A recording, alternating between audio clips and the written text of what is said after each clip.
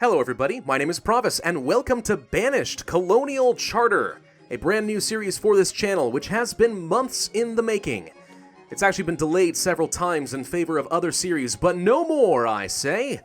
Actually, we just finished playing a game of Oxygen Not Included, which is a very different kind of colony survival game. But after finishing that up, I just had a yearning in my heart for something like Banished, which was one of my favorite games of 2015. We played it a long time ago on this channel, but you know, it was back when I was young and didn't really know what I was doing as far as YouTube. Well, now I feel like I'm a little bit better at recording, now I'm a bit better at Banished as well, so I think it's high time we take a look at this game. But not just the vanilla version, we will be using the Colonial Charter mod pack, which is now up to version 1.71, Journey. They've updated a bit of the production, changed some of the buildings and stuff like that. If you haven't seen the Colonial Charter mod pack before, you're in for a treat, because it adds an absolute metric ton of content into the base game. So we're going to be playing with that today. I think it's high time we get started, don't you? Let's start up a new game.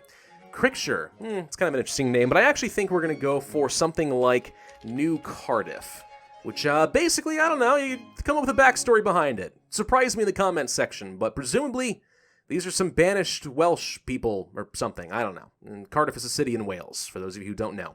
All right, we're not going to change the map seed. I don't have anything in particular in mind. We will be sticking with the standard valleys here, but you can see here that a lot of different terrain types have been added into the game with Colonial Charter.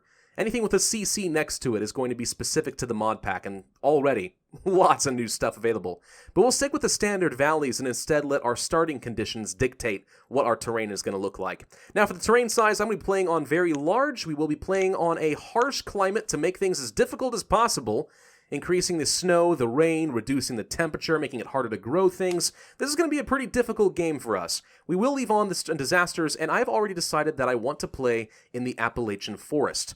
Actually, it's not too far from where I live, which is one of the reasons that drew my attention to it. But I believe that this was a new starting condition that was added into the game, or added into the mod pack. There are a whole lot of others available if you haven't seen this before. I mean, look at this. So much freaking stuff. But I do think Appalachian Forest will be pretty fun. So let's go ahead and start off and see what our seed can offer us in New Cardiff.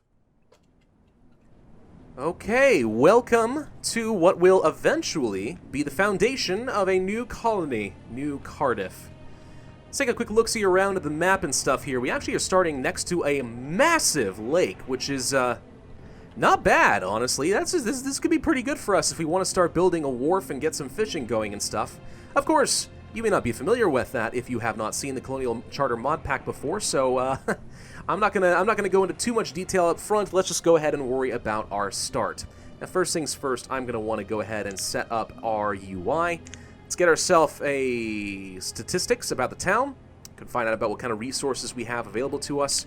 We'll go ahead and put up an event log just so we can be aware of any events that are going on. Here's the map, which I will leave up in the corner for the time being.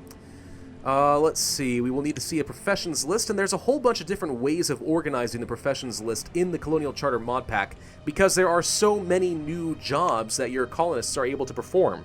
Oh, interesting. I just hit X and it actually brings up one. Huh, didn't realize that was the hotkey, but now I know. So, great, that'll be useful. Yeah, so if you are familiar with the base game of Banished, you can already see there's a ton of new stuff that you're able to do, and seriously, it only gets bigger and bigger as time goes on. Do you care about anything else right now, pathing and stuff like that? No, probably not.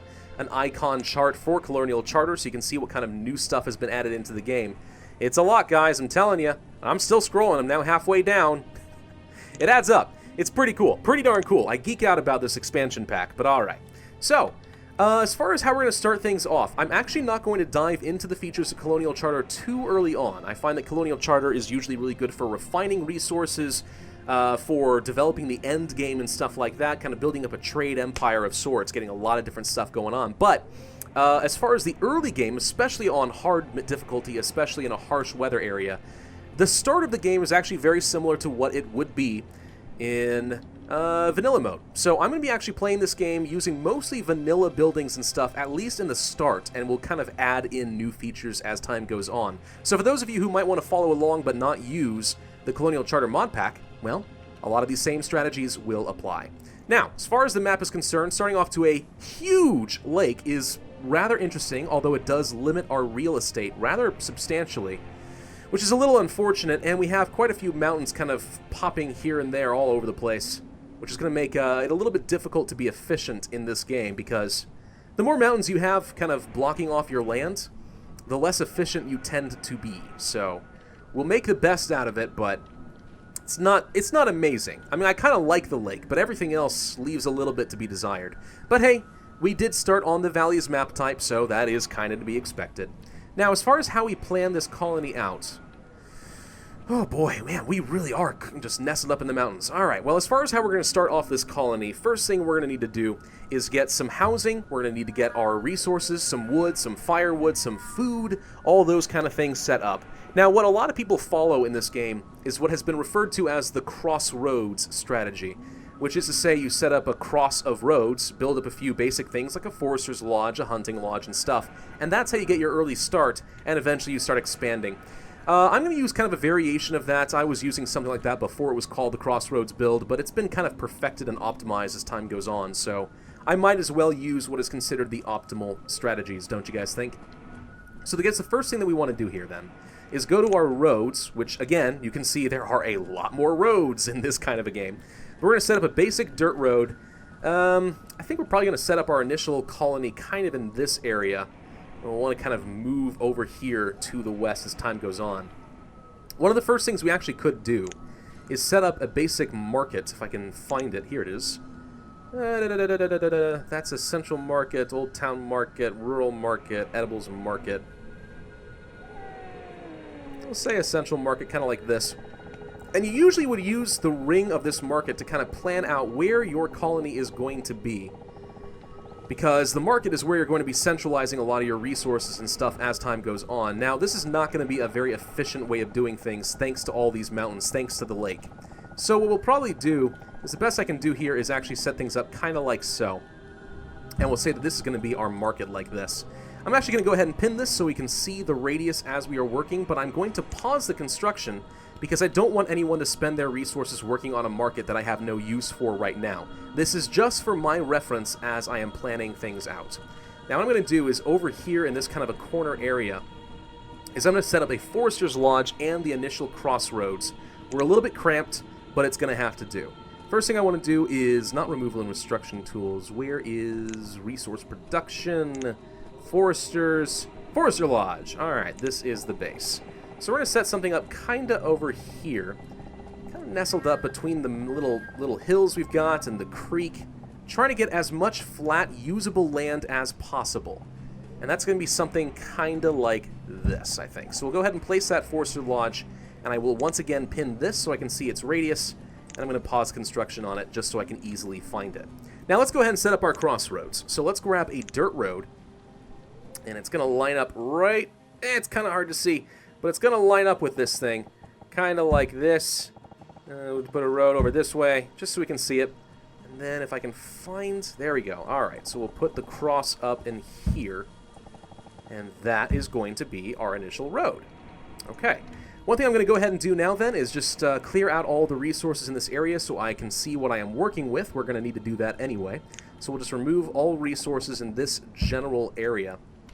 But while we're at it, let's go ahead and set up a stockpile so that we are best able to make use of these resources. So right here in this corner, I think, is where I'm going to set up my first stockpile so people don't have to walk all the way over to this little wooden cart to deposit their resources. Stockpiles and barns and stuff are incredibly important in this game, and as far as improving your efficiency. So we'll set up a stockpile right up in the corner. Something kind of like this. A 6x6 is probably going to be big enough.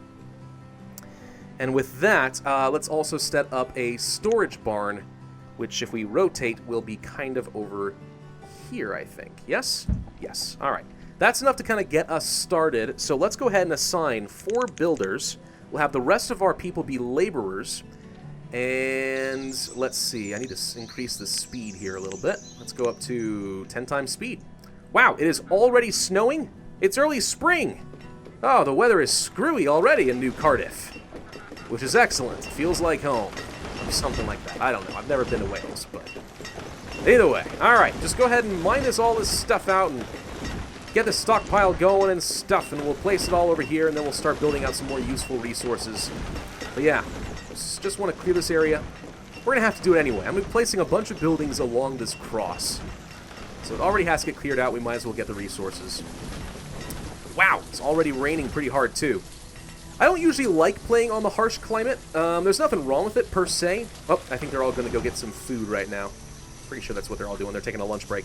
I don't usually like playing on a harsh climate, not because I don't appreciate a little bit more difficulty, but because in Banished, I really enjoy that the game starts in kind of a hunter-gatherer mode, and then you can progress a bit more into a more settled and agrarian culture with lots of farms dotting the landscape and stuff. I think it's pretty. I think it's fun.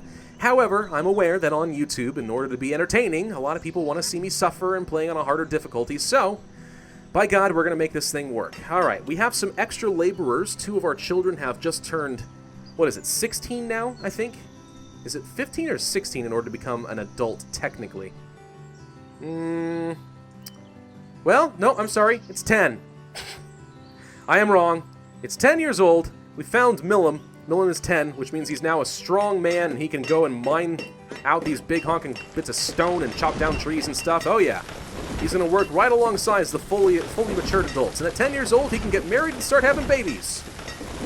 Look, all right, in New Cardiff, in Banished, right, we've only got so many people to work with. Everyone has to do their fill in order for us all to survive. And if that means children have to go to work, well, by God, we're going to make it happen.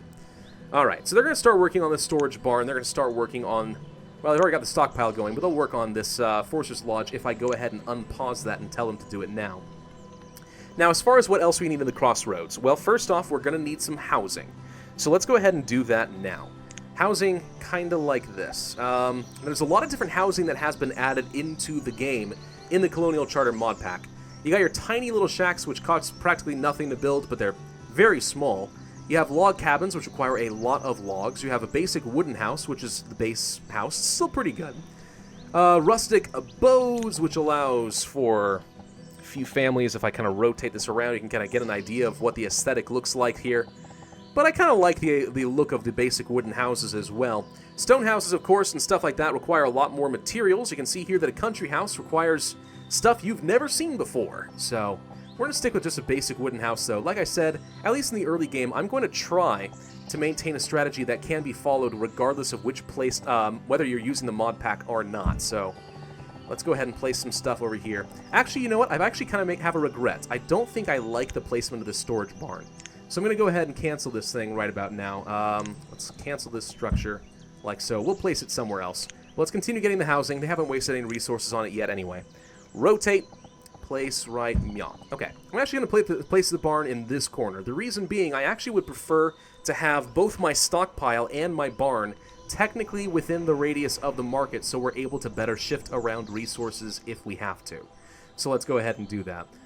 Barn, did want to place... Now, let's not use a regular barn. Let's actually use just a small barn, I think. This is unique to the Colonial Charter mod pack. It costs less resources, it holds less stuff, but honestly, we don't need to hold a lot of stuff in this area. We're going to be expanding outward a lot in the future. So let's go ahead and place the small barn, something kind of like this. There we go. Now, as we are planning out some more resources, let's keep in mind that we do need to produce some food and stuff like that. We also need to be producing firewood. So, one of the useful things you can get here in Banished would be a hunting lodge, and that's what I'm going to get first. We'll place you probably kind of like this, I think. There we go. And of course, what hunters will do is, once we assign them in this radius around the building here, they will hunt down deer, ducks, whatever else they can find, and bring back the meat, the leather, whatever else it's going to be. But you do only want to place a hunting cabin in a forested area. It doesn't have to be an old forest, it just has to be as many trees as possible. That maximizes their efficiency, which is one of the reasons placing them next to a forester's lodge is actually pretty effective. Now, as far as this is concerned, though, we also probably want to place a gatherer's hut. Gatherer's huts are really good because they gather up the berries, the roots, and other things you can eat besides, like, living animals. You know, so hunting cabin, go hunt down the little animals and bring back their meat. Gatherer's hut, go find the roots and berries, we'll eat that instead. So those are both down. Now we still need a woodcutter, that's going to be important for us. I'm going to go ahead and pause these though, because I don't want them to work on that first. I'd rather get the housing and the barn and stuff going instead. But we also need to get that woodcutter, so we can get some logs, some fuel. Not town services, resource production, forester lodge... I always have trouble finding things, unfortunately, in the Colonial Charter mod pack, but alright, there's the basic woodcutter. Now, we could build something smaller, just a chopper, which is just a log with an axe in it, and they can just chop down wood. We're going to go ahead and go for a full-size woodcutter, though. I think they might be slightly more efficient with it, but not by much. We'll place it right there, and again, we will pause this. Now let's continue placing housing. I think we need at least 5 to start us off, maybe 6 eventually. But if we rotate this around, we'll place one here, we'll place one over here, we'll place one here, and one here. Let's go ahead and pause all of these so they can focus on one task at a time. And let them go to work. Now we have a lot more builder slots, so let's go ahead and assign 8 for now. And unpause the game and see what these guys can do. There we go. Yes, nice. Clear this area out. Once they've delivered all of the resources, you can see a foundation for a building complete, and now the builders will have to spend some time actually manufacturing it. Small barn, for example, is also done. This house has all of its resources delivered. Now, laborers can deliver resources to these sites. So can builders, but laborers typically will do the job. Builders you want to assign to specifically actually work on the construction project, like these 2 people here. And now we have our first house. So cool. Now we can upgrade these houses at another time if we want to. We could upgrade to a stone house, which demolishes the building and build something new in its place. We could build up the country house, eventually a nice country house, and then a fancy country house. Lots of expansions and stuff like that. Our first house shall be occupied, however, by Camariko and Emma, 19 and 20-year-old with a 4-year-old son named Paul. So that's going to be pretty cool. We are low on stone, are we? All right, well, let's give our laborers something else to do while our builders work. We're going to go ahead and collect all of the stone in this radius of the circle. Now, the reason we're going to do this is because our Forester's Lodge is not only responsible for chopping down trees, but also planting and maintaining the forest area, right? And the more trees that we have, the more effective our food gathering methods and the more effective our forester is going to be. Stone and iron and stuff like that actually reduces the efficiency overall. It takes up valuable tree space. So typically then, the first thing you want to do is just clear out the entire area around your first forester's hut. So we can plant as many happy little trees as possible. I know I sound like Bob Ross, it's fine. And there we go. So that's where they're going to gather all their resources. I don't want to chop down any more trees in this circle if I don't have to. I would prefer to go outside of the circle, like let's say over here, if I wanted to chop down some trees and get more wood. So we'll go ahead and assign some jobs like that. Our laborers, as they have new jobs available, will go ahead and do that. Okay, 2 houses now done. Chauncey and Mirandy, with 2 children. Valen is actually an adult now, technically, in our standards. He's 10 years old, which means he can do hard work. So he's a laborer, and another 5-year-old child. This storage barn will hold all manner of different things that are not iron, stone, or logs. So that's pretty cool. They're going to work on this Forester's Lodge, and we should also unpause a couple more houses. Housing is going to be our top priority, just to kind of protect our people from the elements. So let's go ahead and reassign a few builders and stuff like that. There we go. Looking pretty solid so far. And honestly, this Crossroads build is really all you need in the very early stages of the game. Even on hard difficulty, harsh weather, you'll typically be okay and you'll have enough resources to work with. Now, in this Forester's Lodge, I'm actually not going to have them cut anything, and I'm only going to assign 1 person just to plant trees for now. Maybe at another time, we are okay with having, people chopping down trees, but for now, I would rather have my workers go around planting trees so that the young saplings can grow into something big, and we can increase the efficiency of this overall area. Let's also unpause. Well, how many more houses do we need? Let's see. We have 10 adults, currently 9 citizens without homes. We're building more of those as we speak. Let's go ahead and start working on the hunting cabin next. And I accidentally closed down my professions list. Oh, I have a tendency to do that. I don't mean to, but... Oops, not that. Professions, there we go. Apparently you have to open this up first. What are the hotkeys for this? F2... Hang on. Is it F2? 4X. Oh gosh, that's going to be a little bit too much for me. I'm not sure I'm ever going to do that, but alright. Some of our homes right now do not have enough firewood, so they are considered quite cold. We don't have enough food here yet, but they'll deliver some over time. This couple actually has a lot of children. Holy crap. 15 and 17 years old, and they have an 8-year-old child. Somewhere down the line, I feel like that's led to a very uncomfortable conversation for somebody, but alright. Sure, why not? We'll go with it. It's okay. It's okay. It's banished. Again, you make do with what you got. Now we can get some hunters working. Let's go ahead and turn down at least a couple of builders. Let's also start up our woodcutter, because if we are having this much fuel problems already, we want to start chopping down some logs. And let's assign 3 laborers into hunters. There we go. And they'll go around collecting food. Interesting, the hunting cabin, this model actually looks different than I remember. Did we get a different one? Hang on. No, there's only one hunting cabin. Either they changed the model in the game, or this is part of the Colonial Charter mod pack, and I wasn't aware that they overrode the base texturing. But okay. Well, let's go ahead and get this woodcutter going. Ah, gosh dang it, I closed down the professions again. I'm going to do this a lot, unfortunately. Just FYI. But once that is done, we will want to assign someone as a woodcutter so we can get some... Gosh, no! As some fuel.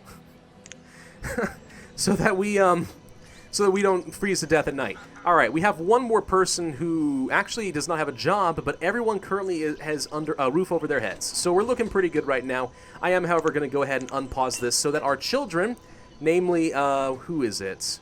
Valen and... who else was it? We had another child who's of age. Millum, an 11-year-old hunter, apparently took his own house. Well, we need some more young women to come of age so we can start producing more babies, but in the meantime, we'll go ahead and start building this thing out. The woodcutter is done, and someone should automatically be assigned there, so he's going to start chopping some logs into useful firewood, and these people don't have to freeze to death. I'm going to go ahead and dismantle this storage cart, which has some tools, coats, and ore and stuff like that, but not much else. And we need to start getting some food ASAP, or else our people will be in trouble. So we're already working on this house right here. Let's unpause the gatherer's hut, kind of like so. And this house has not been occupied quite yet. Unfortunately, it looks like we're already having some tool problems, but once they demolish this and relocate the resources, I think we're going to be okay. And now Valen has taken the house. All right, so we need to find him a wife. Sooner the better. Let's get this gatherer's hut going. We'll start gathering up some more food. We will relocate all the resources, demolish this thing. A child named Ty Lord was born. And we'll gather up some food and we'll be okay. The goal is going to be to get some more population so that we are in a better spot to start expanding. But now that that is done, let's take our builders off. We'll leave one on for now. And let's set up some more gatherers. It is alphabetical, and yet I still usually have a bit of trouble finding things. We'll establish 3 for now. Don't close it down. There we go. And if we can please prioritize... Let's see. Prioritize moving the resources out of this cart so you guys can have some tools and not freak out about it, the better. Please do that. There we go. There we go. Thank you. What else is inside this thing? You actually can't see its inventory once it's been taken down like this. Now, if we become desperate for food, one thing we could do is go to resource production or... No, sorry. Removal. There we go. Collect wild foods, and we can select this area, like let's say over here, for example, which is outside of our gatherer's hut range, and gather up the local mushrooms and roots and stuff. You can see a few of them right here, and that's food that they will be able to eat. So if we have nothing else to do with our laborers and we're struggling for food, that is going to be a pretty solid option for us, at least in the beginning. And there we go. Oh, crap, someone died of starvation. How'd you die of starvation?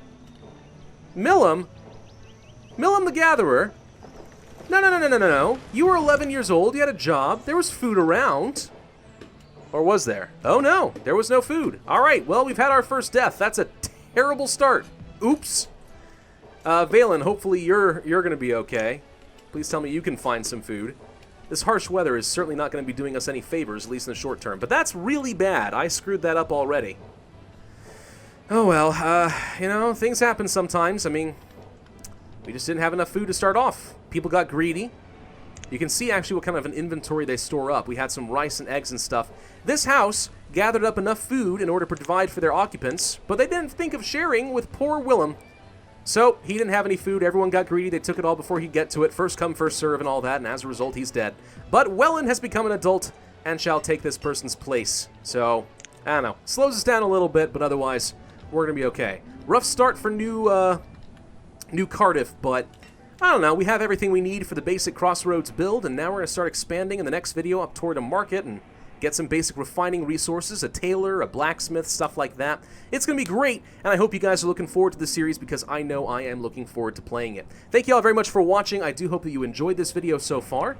We are only going to be doing about 20 to 25 minute videos for a while, and this formatting of the series, at least for now, is going to be sequential. I'm just going to continue playing the game live with you guys, but if the series starts to get a little bit boring for people, let me know, and I'll play for like an hour or so in between and get things set up, kind of like I did in Oxygen Not Included, and just show you guys my progress as I go along. So let me know, guys, what you'd like to see in the comment section below, and subscribe if you are new and have not done so already and are looking forward to the rest of the series. My name is Pravus. I will see you guys next time. Thanks for watching. Bye-bye.